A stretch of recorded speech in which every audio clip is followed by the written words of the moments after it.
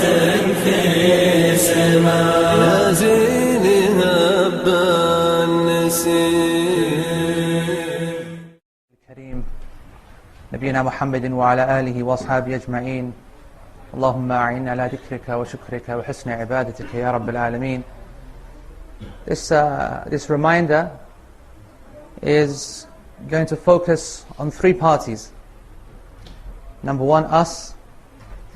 Number two, the angels. And number three, Allah subhanahu wa ta'ala, our Lord. And to help us understand the relationship in this special night, at this special time between these three parties, we need to use one of the greatest gifts that Allah subhanahu wa ta'ala that He has given us in the Quran, and that is the surah of Qadr.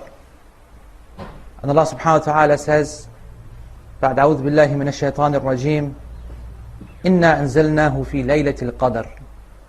And this ayah is extraordinary, because in just this one single ayah, Allah subhanahu wa ta'ala establishes His majesty, the majesty of the Quran, and the majesty of the night of Qadr itself. Just in this single ayah, Allah subhanahu wa ta'ala refers to Himself immediately, inna, in the plural. Allah subhanahu wa ta'ala is one, but He refers to Himself in the royal, majestic we. Nazzalna, we have sent, anzalnahu, this book, we have sent it down from high above. Allah subhanahu wa ta'ala established to Himself His exaltedness and His highness from above the seven heavens, above His throne, Jalla wa ala, in a manner which befits His majesty. And He sent it, and He doesn't even have to say the Qur'an. And this is, as the ulama said, a majesty of the Qur'an, that it can only be something so amazing and just referred to in a dhamir as it. We have just sent it down, because it is with us all the time. It is the single most important thing that we have. That's what we have sent down. Think about it. Doesn't want to give us the clear name. And this is a way, as the ulama said, in balagha, in rhetoric, in eloquence, in Arabic eloquence, to establish and to emphasize the importance of something. And in a Laylat al Qadr, Allah subhanahu wa ta'ala gave this night a very interesting name. He called it Laylat al Qadr. And He mentions this word 3 times in the surah. Here, وَمَا أَدْرَاكَ مَا لَيْلَةُ الْقَدْرِ. Second time, لَيْلَةُ الْقَدْرِ خَيْرٌ مِنْ أَلْفِ شَهْرٍ. 3 times it's mentioned. And it's appropriate that there are 3 key meanings to the meaning of Qadr itself. The first, as Ibn Abbas radiallahu anhu said, is that it is from the literal meaning of Qadr, i.e. the decree, i.e. what's going to happen. And this has all been written in the Lawh al-Mahfuz, the preserved tablet. But on this night, Laylat al Qadr, Allah subhanahu wa ta'ala reveals to the angels that decree the Qadr, those who control the winds and control the weather and control life and give death and take the soul. The entire year's actions and decrees are given out to them in this night. And this is why it's called Laylat al Qadr. And the second meaning for Qadr is that it comes from the meaning to restrict. And Qadr means in the Arabic to restrict, to make something ضيق, to constrict something. And you know why? That's because there are so many angels present on this night that there is no space for them. That's why Allah subhanahu wa ta'ala says تنزل, from the original Arabic word of تتنزل, with the ta being taken out. I.e., not that the angels just come down, and we'll come to that. Not that the angels just come down to visit us, but they have to come and leave immediately, because the next group are waiting to come and visit us and give salam and go back. But this will come. And then the final meaning, which is the most supreme meaning, is that it is of glory and power and izzah. And that's what Qadr means. When I say in Arabic, qadartuhu, or he is azim al-Qadr, then we mean that by that he is a great person, a great man. And why not? Because in this we have in this night, Allah subhanahu wa ta'ala has said, we have sent down this book. Wallaha Qadr. It's an azim book. And it came down upon the tongue of someone. Ala lisani malikin. Dhi Qadr. It came down on the tongue of a mighty, mighty angel. Jibreel alayhi salatu wassalam. And it came down to a ummah. Laha Qadr. This nation, Allah subhanahu wa ta'ala has blessed and made the greatest nation to walk this earth. So this is why it is called Laylat al Qadr, the glorious, the majestic, the amazing night, the night of power. Allah subhanahu wa ta'ala then says in the next ayah, after setting the scene, and this is always the way of Allah subhanahu wa ta'ala in the Qur'an, the first ayat always just set the scene, get the people thinking, wake up the souls to who is addressing them, that it is their Lord Azza wa Jal that is addressing them. So amazing, so transcendent, so high, but yet so personal and so close, wanting to show to us His love at all times, every time. And you think about that. Think about the great people in our world, the people of importance and power. They feel ashamed to show us too much love because it's a sign of weakness. To show emotion is a sign of weakness. But for Allah subhanahu wa ta'ala, it's a sign of strength. When He turns to us and He says, I have forgiven you, and He says to you, I have given you this, and He says to you that I love you and turn to me, and I will keep on pardoning you. It's because Allah subhanahu wa ta'ala loves to forgive and pardon. Allah subhanahu wa ta'ala is the one of power who is not ashamed of this. So this initial ayah, despite His majesty, despite His greatness, has got us in our mind that we are now about to be told something. Because we do not know about what Laylat al Qadr is yet. Which is why Allah subhanahu wa ta'ala said, وَمَا أَدْرَاكَ مَا لَيْلَةُ الْقَدْرِ. And how will you know what the night of power is? And adraka in the Arabic language it means to make you know. And you can say adraka in this way, adraka, and you can say yudarika. And both are used in the Qur'an. And Imam Sufyan al-Thawri radiallahu anh, he made a beautiful point. He said, and this is the fa'idah of studying the Qur'an. He said that Allah subhanahu wa ta'ala many times in the Qur'an says, ma adraka this, ma adraka that. So ma adraka ma laylatul qadr. What will make you know what laylatul qadr is? Wa ma adraka al-qari'ah. What will make you know what the calamity is? Wa ma adraka ma al-haqqa. What will make you know what the event is? When he uses the word adraka, then it means that the next ayah He's going to tell you what it is, because of its importance and its impact upon your life right now. But yudarika means the exact same thing. Yudarika means the exact same thing. And Allah subhanahu wa ta'ala says in the Qur'an, وَمَا يُدْرِيكَ لَعَلَّ السَّاعَةَ تَكُونَ قَرِيبًا. And what do you know? Maybe the hour is close. Maybe the hour is close. And Allah subhanahu wa ta'ala says, وَمَا يُدْرِيكَ لَعَلَّهُ يَزَّكَّى in Surah Al-Abasa. And how do you know? Maybe he will be someone who will purify himself. Talking about the one that the Prophet ﷺ turned away from. He wasn't sure. He didn't know what was going to happen to this person. He didn't think that this person had the greater benefit to deal with and to concentrate on. And he turned to someone else in Surah Al-Abasa. He frowned and turned away from this person. Allah subhanahu wa ta'ala says, and what will make you know that this person will become pure? And in these two ayat, what's the common link? We have not been told in the next ayah when the sa'a is going to be, when the hour is going to be. And we are not told how pure the hearts of the people are. That's the difference. Yudarika gives us that doubt, and that doubt puts some caution on our actions. And that's why the Muslim is always unsure about his certainty of whether he's going to die or not tomorrow. And that's why it keeps him busy thinking and reflecting and seeking forgiveness from Allah subhanahu wa ta'ala. And that's why He didn't tell us. He doesn't want us to know. And likewise, if we knew the states of the hearts of the people, then we become arrogant, and we'd pass judgment, and we'd become the people of kibr and the people of kufr, and we'd start making people of the paradise and start making people of the nar. So Allah subhanahu wa ta'ala took this knowledge away from us as well. And so we never knew the states of the people. And this is a lesson for those people who try to make it that they know the states of the people, judging that this person is a very good person, which is rare. Majority of us think that he's the worst this, and he's bad that, and he's this, and he's that. And people just don't fear Allah. And there's a lesson just in this word of adraka, just in this second verse of Laylat al Qadr. But then Allah subhanahu wa ta'ala answers it for us. Laylat al Qadr khayrun min alfi shahr. There you go. This night of power is better than 1,000 months. And it's good news in this statement, because it's not 1,000 months of our worship. Because if it was 1,000 months of our worship, we'd still be in trouble. Because one month of our worship, 1 year of our worship is like nothing. You look at our definition of worship, and you look at the system of the Prophet ﷺ and the companions of what they understood as ibadah. Really, I mean, take a topical issue, Taraweeh.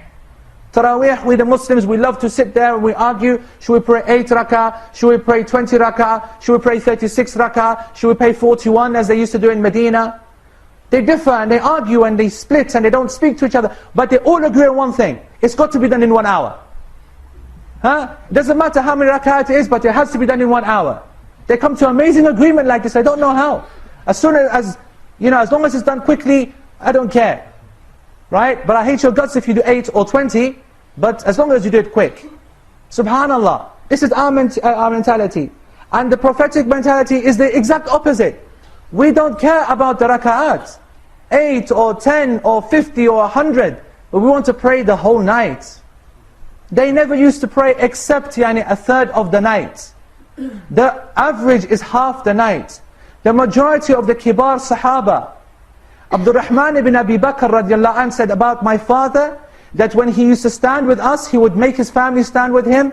We would start in the early part of the night and we would think that would we have enough time to eat sahri? You think about that. So you here straight away, there's a fa'idah. This 1,000 months, because it's going to get better, good news. This 1,000 months is not 1,000 months of our worship. Even better news, it's not even 1,000 months of their worship. Because the reason this ayah was revealed, according to the Imams, is that the Prophet ﷺ was told about a man from Bani Israel, who for 83 years, 1,000 months, spent the entire night for those 83 years in salah. The whole night. 83 years. And during the daytime he'd be in jihad all day. And the Prophet ﷺ ta'ajjab. He was shocked. That's something we can't do. And Allah subhanahu wa ta'ala, when He saw this, He gave him this night of Laylat al Qadr. I'll give you this person's worship in one night for my ummah. This is the main reason of the revelation of this ayah. And Imam Malik ibn Anas radiallahu anh narrates that the Prophet ﷺ was shown the ages of mankind. A'marun nas. And he looked at them and he realized that his nation, the average age, had been decreased. So he turned, and Allah subhanahu wa ta'ala saw the fear in his eyes. What was the fear? He said that my nation will not be given enough time to do enough good deeds to get to Jannah. Because our lifespan has been decreased. And the other nations had more time. They had more length of time span to get those things done. So Allah subhanahu wa ta'ala gave him Laylat al Qadr. A lifetime of worship in one night. And this is us.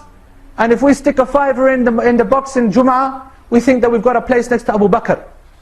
Reserved. This is the mentality of the masakeen, us, and the mentality of those who understand the reality of this life. Who understand the reality of the adhab of Allah subhanahu wa ta'ala. And who understand more importantly, the rahmah of Allah subhanahu wa ta'ala. This is all to be taken just from this single ayah. That it is khayru min alfi shahr. 1,000 months of the highest quality of worship. And Allah subhanahu wa ta'ala did not say days of worship. He mentions the night. And Allah subhanahu wa ta'ala has blessed the night. And we should recognize that. Allah subhanahu wa ta'ala says, سبحان الذي أسرى بعبده ليلة من المسجد الحرام إلى مسجد الأقصى الذي باركنا حوله. Subhanallah, glorified be He who took His slave by night from Masjid al-Haram to Masjid al-Aqsa, the area of which He blessed completely. The night time. فَتَحَجِّدْ بِهِ نَافِلَةً لَكَ. And pray a little bit of this night. Rise. وَكَانُوا قَلِيلًا مِنَ اللَّيْلِ يَحْجَعُونَ. And little at night would they sleep. The rest of the night is in prayer. قُمِ اللَّيْلَ إِلَّا قَلِيلًا. Stand the night in prayer, except a little bit. The night has been mu'azzam for the people of Iman, the awliya, the people who are close to Allah subhanahu wa ta'ala. They know this is the time. This is the time when no one can see me, where I don't make my rak'ah look very nice so everyone else can think, oh, he's very good. where I can come to the masjid and pray 2 after 2 after 2 because I know there's loads of people there watching and they thinking this guy really is great. No. In the night, not only is everyone else not there, not only is no one can praise you and give you encouragement, not even your family, you're by yourself. You're by yourself. We'll see now if you've got what it takes. We'll now see if you can step up to the mark. That's why the night has been praised so much. And this is the night that Allah subhanahu wa ta'ala chooses to send down His Qadr, His angels, and His Qur'an. But we were told, we were not told, Allah subhanahu wa ta'ala says, what will you know about what Laylat al Qadr is? But He did not then tell us, خَيْرٌ مِنْ أَلْفِ شَهْرٍ, but He did not tell us when. Why? He tells us what it is, but does not tell us when. And this is a rahmah for us. How many people can understand in Allah subhanahu wa ta'ala's wisdom? By actually not giving us specific information, He is favoring us. And He has done it with many things. For example, the dua of istijab on the day of Jum'ah. There's an hour, I call it the happy hour. Because it's the real happy hour. The hour in which the dua is accepted. But none of the scholars have reached consensus about when this hour is. They don't know. Most of them say it's the last hour before Maghrib, but none can say with certainty. Why? So that the slave does not leave every single thing to that last hour. And he spends the entire day in dua and salawat ala Habib al-Mustafa sallallahu alayhi wa sallam.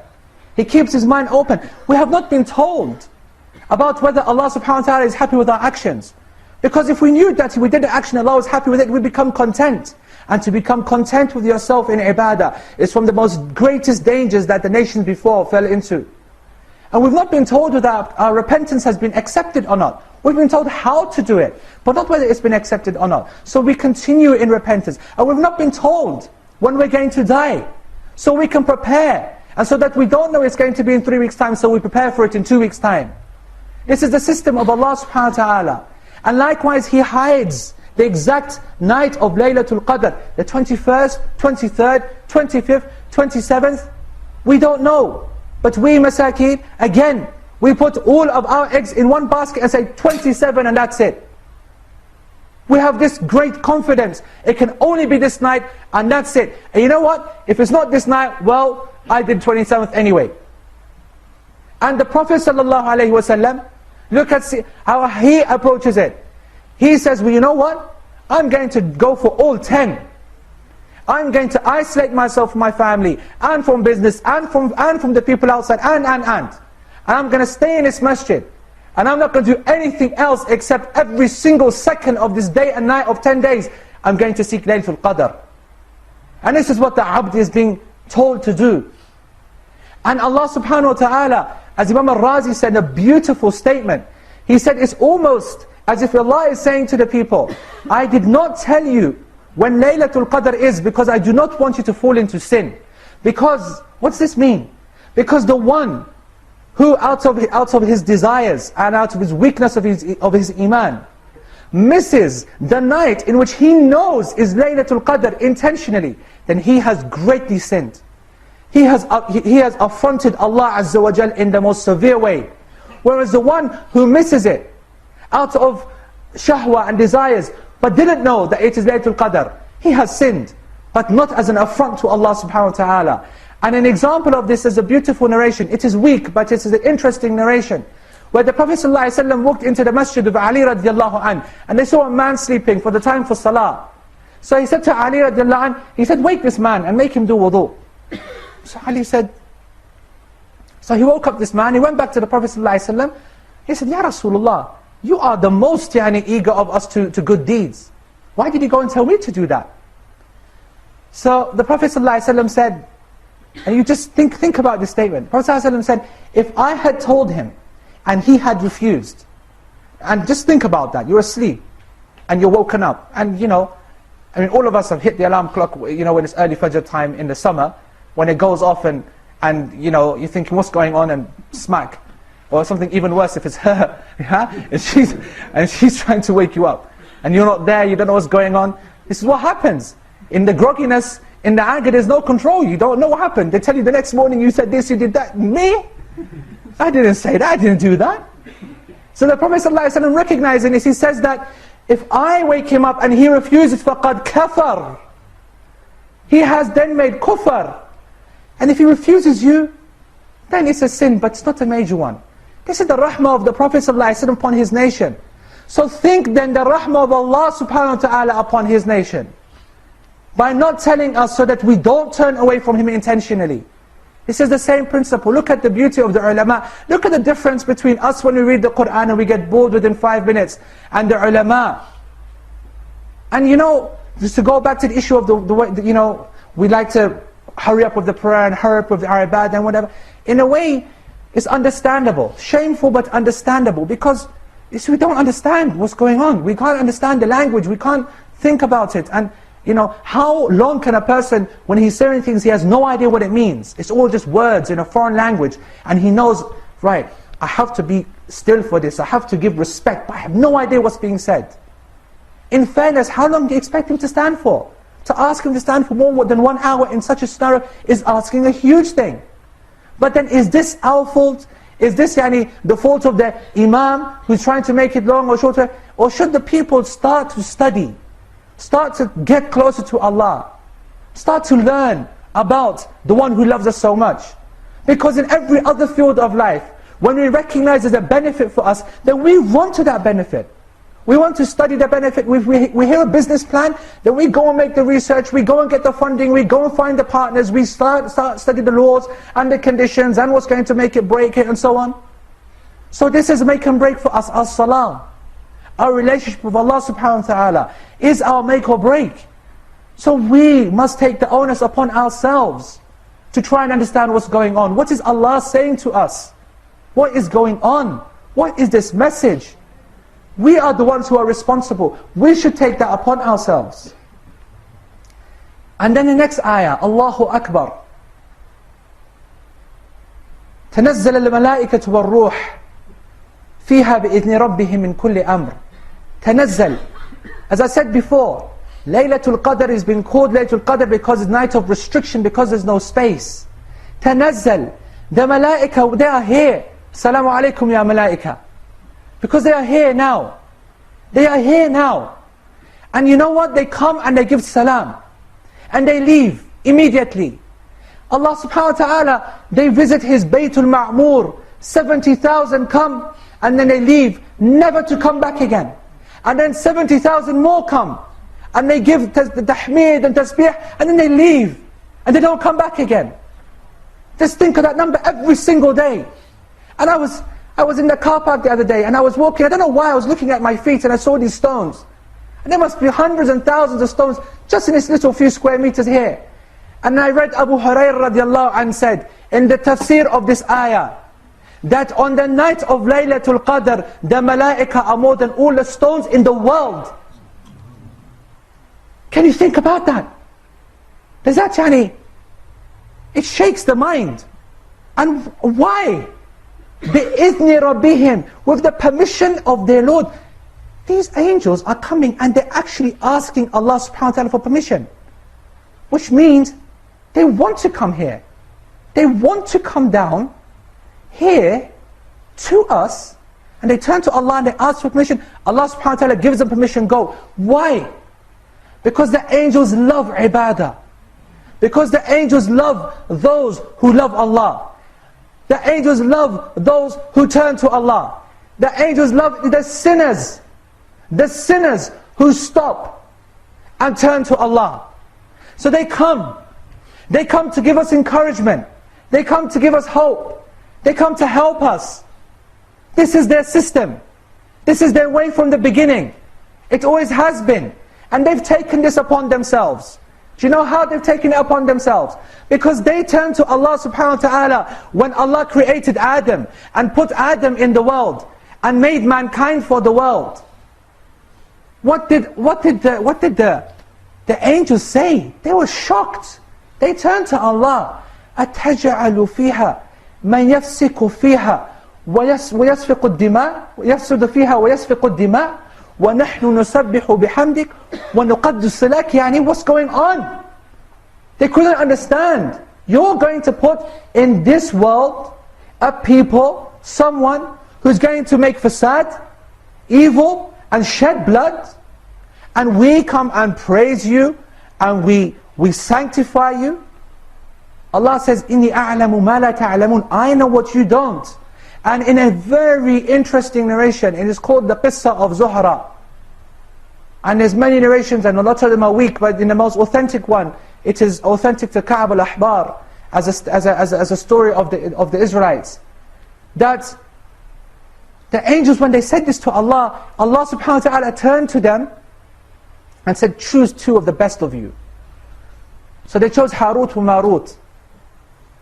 And they were sent down to the earth, and they were given the desires of mankind. And it was not long when Allah subhanahu wa ta'ala sent them Zuhra. And Zuhra was the most beautiful woman of mankind at that time. And Zuhra is Venus.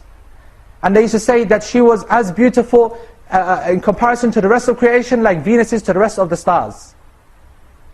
And she was sent to send fitna upon them, to do zina, to drink alcohol and everything. And the heavens were covered. The angels were not given the opportunity to see this. And then Allah subhanahu wa ta'ala revealed the heavens. And the angels were shocked to see what the two had fallen into. And they turned to Allah. And that's when they said, Subhanaka la ilma lana illa ma 'allamtana. Subhanaka ya Allah. There is we have nothing. We know nothing except what you tell us. It was then they realized, that of the qadr that we are and that we can be. And that's why the scholars, in the very furious debate about who is better, the malaika or the human beings. And the answer is the human beings, because of what they can be. Because of their maqam in the end. Because Allah subhanahu wa ta'ala has given them that choice to accept or aba, or that they refuse.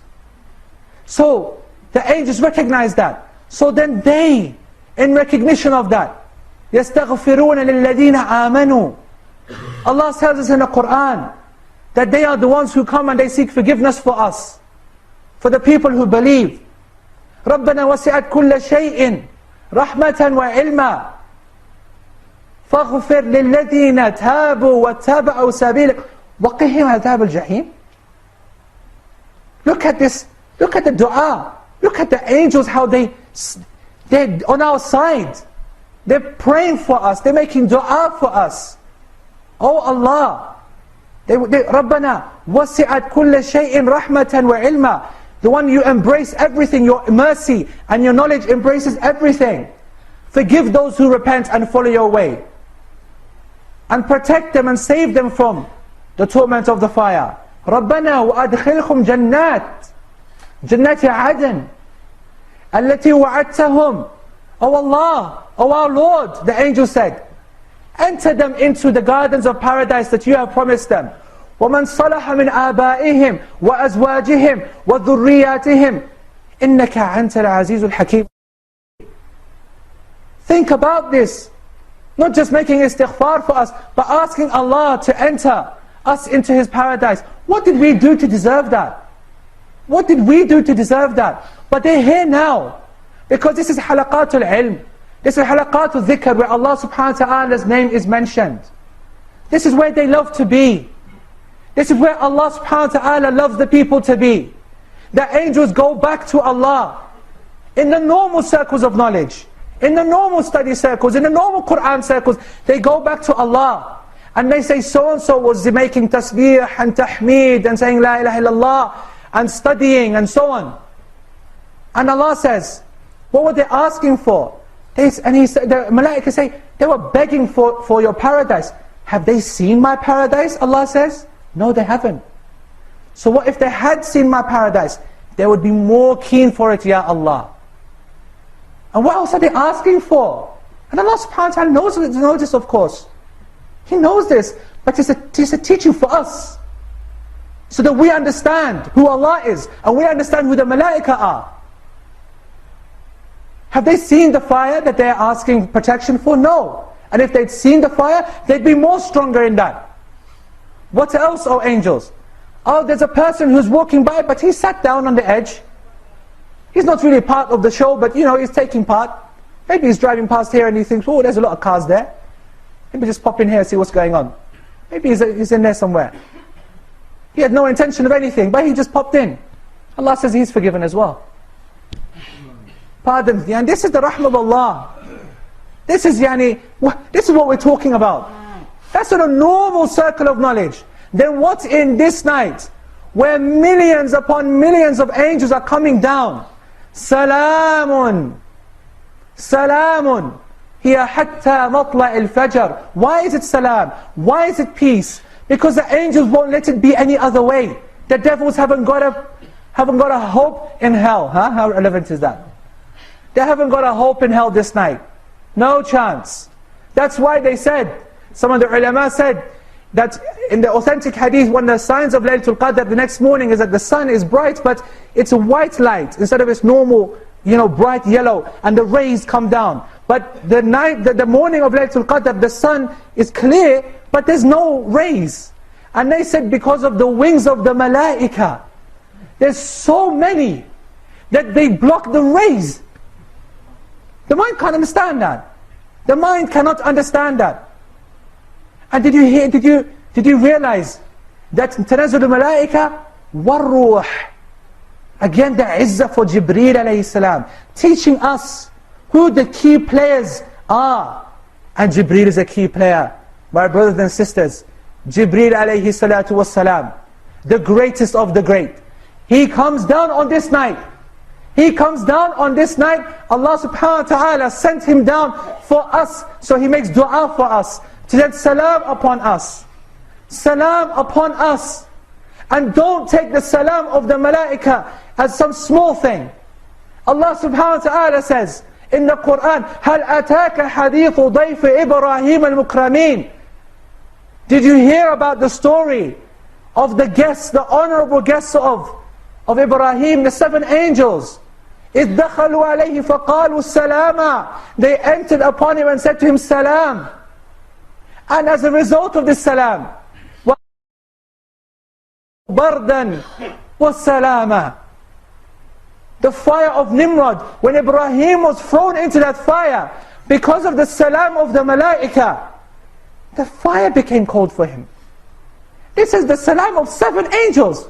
7 angels. And in this night, they come in their millions and their millions sending salam upon us. Assalamu alayka ya fulan. Assalamu alayka ya fulan. Oh Allah forgive fulan. Oh Allah forgive fulan. This is the night that we are in at this moment. This is where we are. We don't need to, to make up,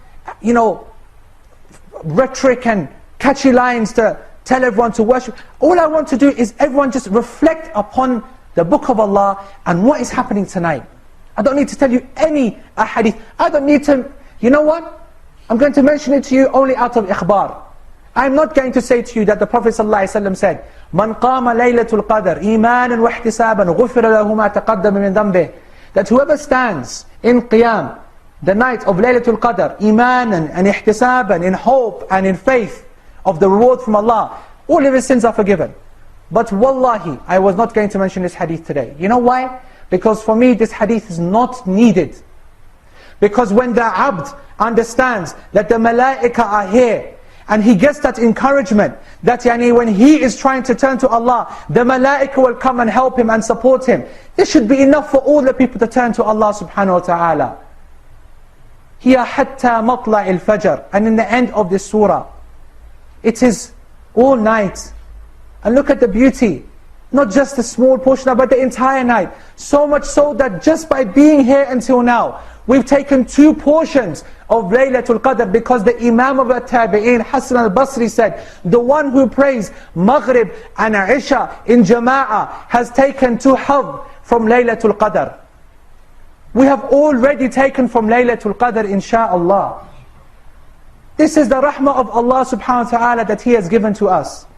And, I think, wallahi, all we need to do is just reflect. Just reflect simply upon, in conclusion, just reflect upon Allah subhanahu wa ta'ala. If there was a person who was an outsider from this whole kind of religion and deen, and just like an observer, and he was looking at these Muslims, and he would look at Allah and he'd say, Allah is the Lord of these Muslims, and He loves them so much. He loves them so much, and he gives and he gives and he gives. And these Muslims, I'm watching them, they take and they take and they take. And then, what did Allah want from them but thanks? Nothing else, just thanks for what's been given. And what did they do in return? A token gesture. The best of the majority once a week, Jum'ah. Or twice a year, Eid. Or once a year, Laylat al Qadr. Or once in a lifetime, the Hajj when he's 60 years old. Token gestures in return from us. So I want to say, step up. Muslims, get a hold of yourselves. It's time we step up. We stand up and be counted. Because, wallahi, this person, he would say, you know what, this has got to be a joke. And wallahi, he's right, it's a joke. Muslims can't be like this. That we live in a system Allah subhanahu wa ta'ala has given to us everything. He's given us sakeenah and salam in the dunya, and promised us sakeenah and salam in the akhirah. And we treat it like some game. Choose and pick and choose, night here, night there. We pray this, leave that, give this, forget that. We need to stop and just reflect and say, you know what, we're not doing anyone any favors here. Have some izzah and respect for yourself. We must start to recognize our qadr. We must recognize our honor. Allah subhanahu wa ta'ala has given us this honor. Step up. Turn to Allah subhanahu wa ta'ala. Make the change. And I don't mean turn to Allah tonight and go home and make some dua and spend a couple of hours. No. Make a change. Just like everyone's here in prayer, make sure next week, on Tuesday night, on Wednesday night, when it's dead quiet in the middle of the week, that you're also in the masjid. Make sure that those fara'id prayers, you also attach yourselves to them. Make sure that the way that you've controlled your heart and kept it clean from the spiritual diseases that we pick up, which we're forced to bring into ourselves in daily life, but we're able to protect ourselves in i'tikaf. Take that across. The sunnah that you're praying in the masajid all the time, make it continuous. Step up. It's time to make a change, and this is not a joke. And that's all I will say, wallahi, because all of us, wallahi, we're sinners. There's not a person in this room who's free from sin. And there's not a single person who does not need the dua of others and the dua of himself in the best time and the dua of these malaika. We ask these malaika, Ya malaika, and be merciful with us. Give us a good report. Because wallahi, as I am sitting in front of you here, they are here in this room. And it is from your iman to believe that. And you can't see them, but wallahi they see you. They're sitting here with us. And we have to just stop and think about that. They're coming and going and they're amazed. They love this. They think that we are being close to Allah, so let's be close to Allah. Let's give them something to go back and be happy about. This is a time, and I personally, I have a request. And I ask you because, the amount that someone like myself has sinned, I am in need of dua more dua than any of you can imagine. So I ask all of you, wallahi, sincerely, please make dua for me. I really, really, really ask you. And I'm not joking, I'm not saying that as some kind of humbleness. Wallahi, I'm serious. This is no joke. This is the time. Let's capture the moment. And we ask you, Ya Allah, أسألك يا الله بكل اسم لك سميت به نفسك أو أنزلته في كتابك أو علمته أحد من خلقك أو استأثرت في علم الغيب عندك أن تجعل هذا القرآن ربيع قلوبنا ونور صدورنا وشفاء من كل داء وذهاب غمومنا وهمومنا يا حي يا قيوم. ويا الله بحضور ملائكتك المكرمين أسألك يا الله ربنا تقبل منا إنك أنت السميع العليم تب علينا إنك أنت التواب الرحيم واغفر لنا يا رب إنك أنت الغفور الرحيم. وسمعنا رسولك فأخبرنا أنك أنت العفو وتحب العفو. فيا الله إنك عفو كريم تحب العفو فاعف عنا يا حي يا قيوم. فإن كانت هذه الليلة ليلة القدر نسألك يا الله أن تقبل منا قيامنا وعبادتنا ودعوتنا في هذه الليلة، ونسألك يا الله أن تتجاوز عن سيئاتنا وأخطائنا، واغفر لنا وارحمنا وعافنا واعف عنا يا حي يا قيوم، برحمتك نستغيث.